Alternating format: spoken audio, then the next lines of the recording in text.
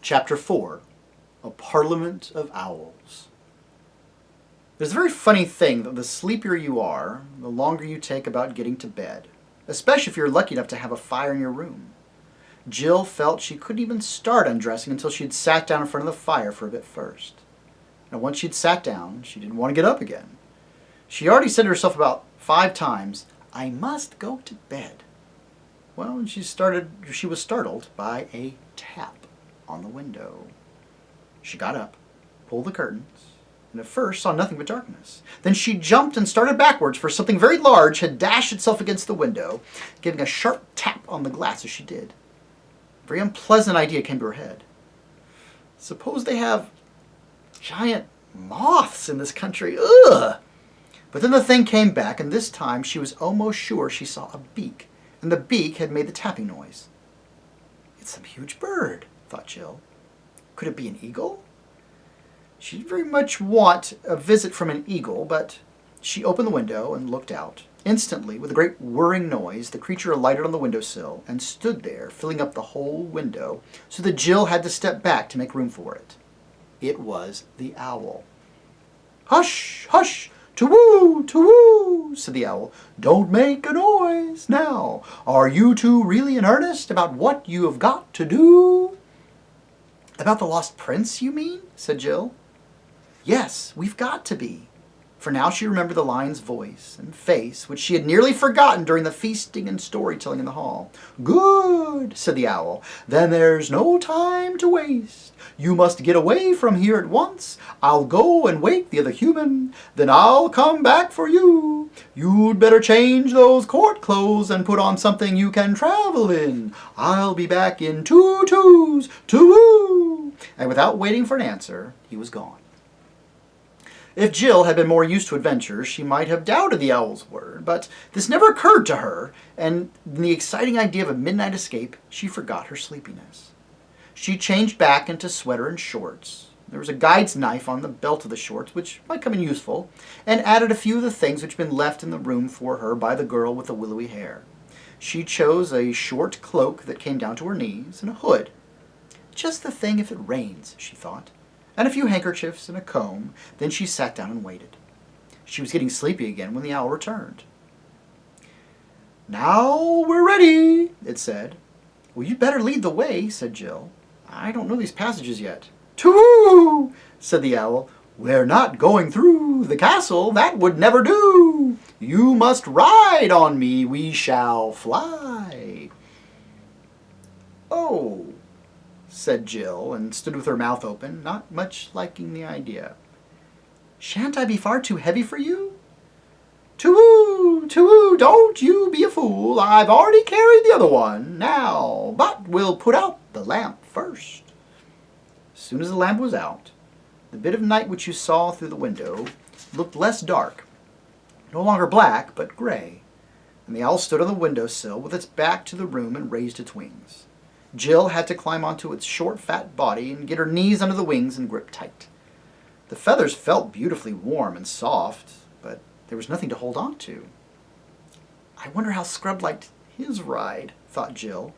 And just as she was thinking this, with a horrid plunge, they left the windowsill, and the wings were making a flurry round her ears, and the night air, rather cool and damp, was flying in her face. It was much lighter than she expected, and though the sky was overcast, one patch of watery silver showed where the moon was hiding above the clouds.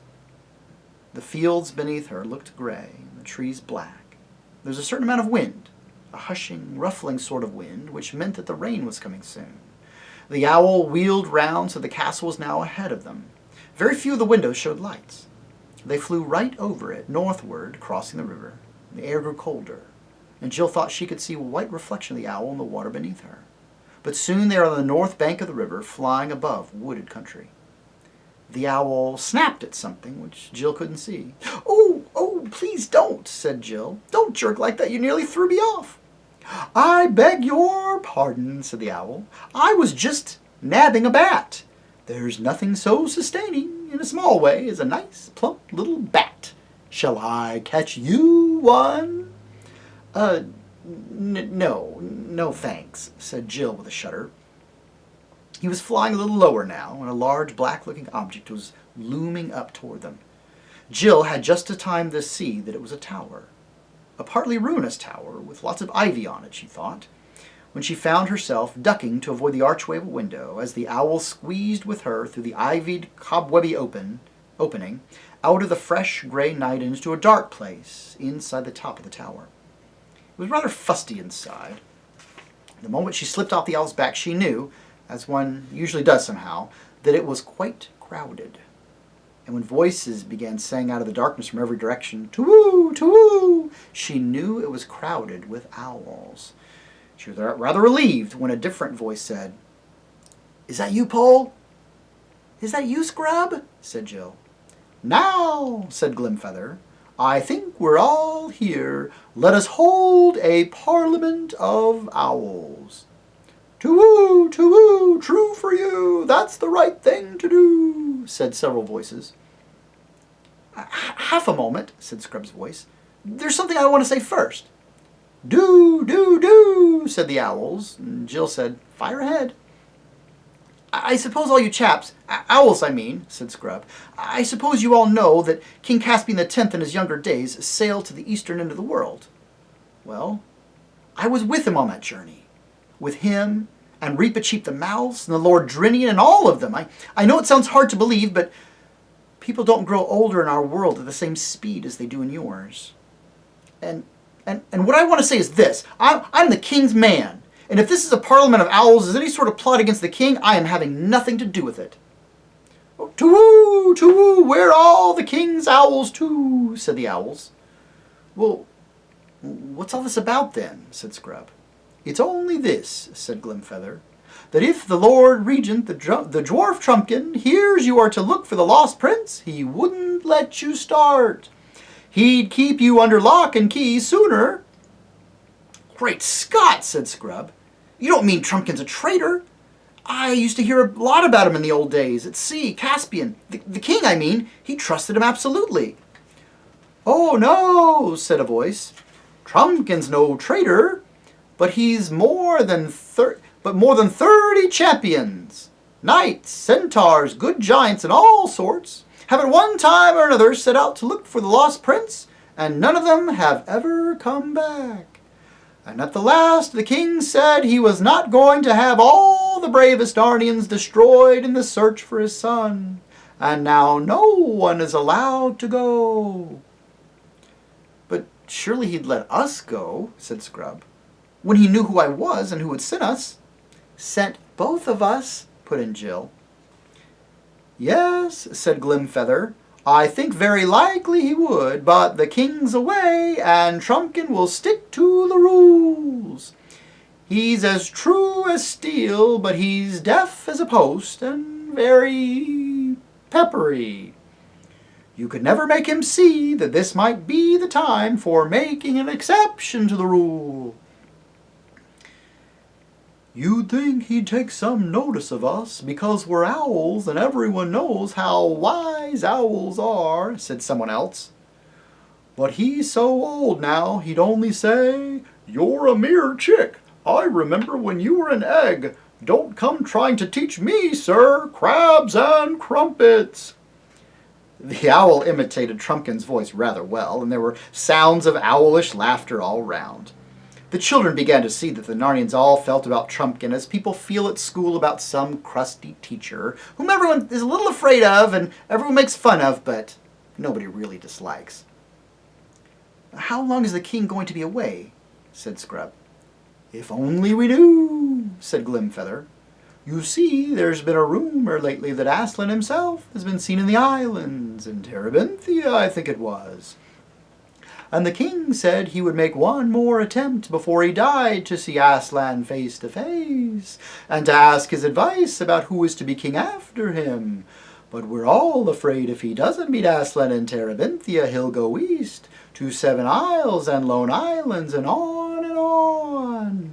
He never talks about it, but we all know he has never forgotten the voyage to the world's end.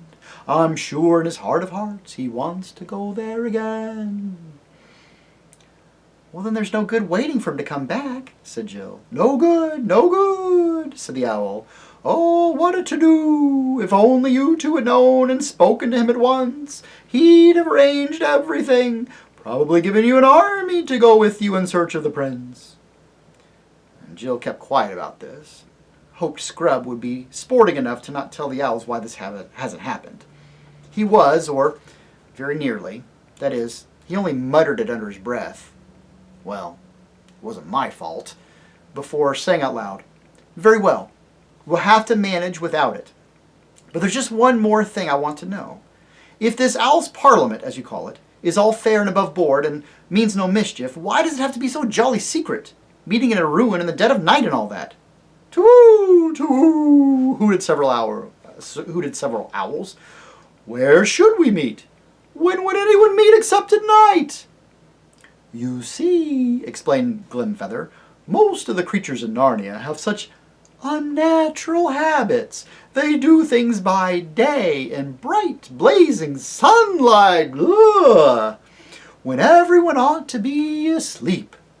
And as a result, at night, they're so blind and stupid you can't get a word out of them. So we owls have got into the habit of meeting at sensible hours on our own, when we want to talk about things. Ah, I see, said Scrub. Well now, let's get on. Tell us all about the lost prince. Then an old owl, not Glimfeather, related the story. About 10 years ago it appeared when Rilian, the son of Caspian, was a very young knight. He rode with the queen, his mother, on a May morning in the north parts of Narnia. They had many squires and ladies with them, and all wore garlands of fresh leaves on their heads and horns on their sides, but had no hounds with them, for they were maying, not hunting. In the warm part of the day, they came to a pleasant glade where a fountain flowed freshly out of the north, where they dismounted and ate and drank and were merry. And after a time, the queen felt sleepy, and they spread their cloaks for her on the grassy bank, and Prince Rilian with the rest of the party went a little way from her, that their tales and laughter might not wake her. And so presently a great serpent came out of the thick wood and stung the queen in her hand. All heard her cry out and rushed toward her, and Rilian was first at her side. He saw the worm gliding away from her and made after with his sword drawn. It was great and shining and green as poison, so that he could see it well, but it glided away into thick bushes, and he could not come at it. So he returned to his mother and found them all very busy about her. But they were busy in vain, for at the first glance of her face, Rilian knew that no physic in the world would do her any good. As long as life was in her, she seemed to be trying hard to tell him something, but she could not speak clearly. Whatever that message was, she died without delivering it. It was in hardly 10 minutes since they had first heard her cry. They carried the dead queen back to Cair Paravel, and she was bitterly mourned by Rilian and by the king and by all Narnians. She had been a great lady, wise, gracious, and happy, King Caspian's bride, whom he had brought home from the eastern end of the world. And men said that the blood of the stars flowed in her veins. The prince took his mother's death very hardly, as well he might. After that, he was always riding in the northern marches of Narnia, hunting for that venomous worm to kill it and be avenged. No one remarked much on this, though the prince came home from these wanderings looking tired, distraught. But about a month after the queen's death, some said they could see a change in him. There was a look in his eyes, as of a man who had seen visions. And though he could be out all day, his horse did not bear signs of hard riding. His chief friend among the older courtiers was the Lord Drinian, who had been his father's captain on the great voyage in the east part of the world. And one day Drinian said to the prince, "Your Highness must soon give over seeking the worm. There is no true vengeance on a witless brute as there might be on a man. You weary yourself in vain." The prince answered him, "My lord, I've almost forgotten the worm these 7 days." And Drinian asked him why. If that were so, he rode so continuously in the northern woods. "My lord," said the prince, "I have seen there the most beautiful thing that was ever made." "Fair prince," said Drinian, "of your courtesy let me ride with you tomorrow that I may see this fair thing." "With a good will," said Rilian. Then a good time on the next day, They saddled their horses and rode a great gallop into the northern woods, and alighted at the same fountain where the queen had got her death. Drinian thought it strange that the prince would choose that place of all places to linger in, and there they rested till it came to high noon. And at noon, Drinian looked up and saw the most beautiful lady he had ever seen. And she stood at the north side of the fountain, and said no word, but beckoned to the prince with her hand, as if she bade him to come to her. And she was tall and great, shining, and wrapped in a thin garment as green as poison. And as the prince stared at her like a man out of his wits, but suddenly the lady was gone, and Drinian knew not where, and they too returned to Cair Paravel. It struck in Drinian's mind that this shining green woman was evil. Drinian doubted very much whether he ought not to tell this adventure to the king, but he had little wish to be a blab and a tale-bearer, and so he held his tongue. But afterward, he wished he had spoken. For the next day, Prince Rilian rode out alone. That night he came not back, and from that hour no trace of him was ever found in Narnia, nor any neighboring land. And neither his horse, nor his hat, nor his cloak, nor anything else was ever found. Then Drinian, in the bitterness of his heart, went to Caspian and said, Lord King, slay me speedily as a great traitor, for by my silence I have destroyed your son. And he told him the story. Then Caspian caught up a battle axe and rushed upon Lord Drinian to kill him, and Drinian stood still as a stock for the death blow. But when the axe was raised, Caspian suddenly threw it away and cried out, I have lost my queen and my son. Shall I lose my friend too? And he fell upon Lord Drinian's neck and embraced him, and both wept, and their friendship was not broken. Such was the story of Rilian. And when it was over, Jill said, I bet that serpent and the woman were the same person. True, true, we think the same as you, hooted the owls. But we don't think she killed the prince, said Glimfeather, because no bones. We know she didn't, said Scrub. Aslan told Pole he was still alive somewhere. That almost makes it worse, said the oldest owl. It means she has some use for him, and some deep scheme against Narnia. Long, long ago, at the very beginning, a white witch came out of the north and bound our land in snow and ice for 100 years, and we think this may be of the same crew. Very well, then, said Scrub. Pole and I have got to find this prince. Can you help us? Have you any clue, you two? Asked Glimfeather. Yes, said Scrub. We know we've got to go north, and we know we've got to reach the ruins of a giant city. At this there was a great to-wooing, more than ever, and the noises of birds shifting their feet and ruffling their feathers, and then all the owls started speaking at once. They all explained how very sorry they were that they themselves could not go with the children on their search for the lost prince. You'd want to travel by day, and we'd want to travel by night, they said. It wouldn't do, wouldn't do. One or two owls added that even here in the ruined tower it wasn't nearly so dark as it had been when they began. The Parliament had been going on for quite long enough. In fact, the mere mention of a journey to the ruined city of giants seemed to have dampened the spirits of those birds. But Glimfeather said, if they want to go that way, into Edensmore, we must take them to one of the Marshwiggles. They're the only people who can help them much.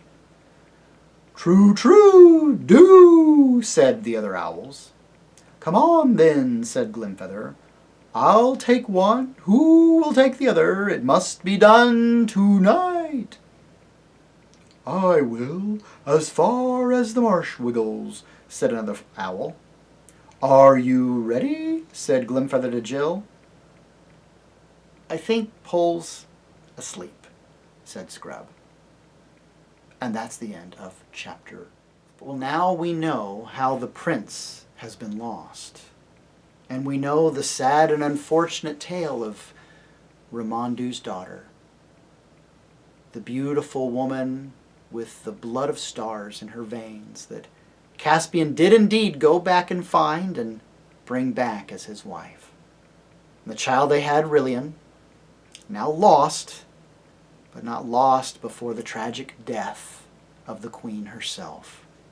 And from this story, I think we can gather that this green serpent and this mysterious green woman who seemed to have the prince entranced even before he was lost, well, if they're not the exact same person, then they seem to be on the exact same side. And so I think the quest starts to have a sense of clarity. The prince has been taken. He's been taken by someone very dangerous. Dangerous enough to have already killed the queen. And because Aslan has told them that the prince is definitely still alive, well, it seems like there might be some very dark purpose for him. Some very nefarious scheme, perhaps against all of Narnia itself. But these owls who have seemed so wise and so fair-minded, they seem nervous about the ideas of going north. It seems that Jill and Eustace will be passed along to a new guide. He's someone we'll meet next chapter. So if you have no idea, I guess you're about to meet your very first Narnian Marsh Wiggle. We'll check him out next chapter.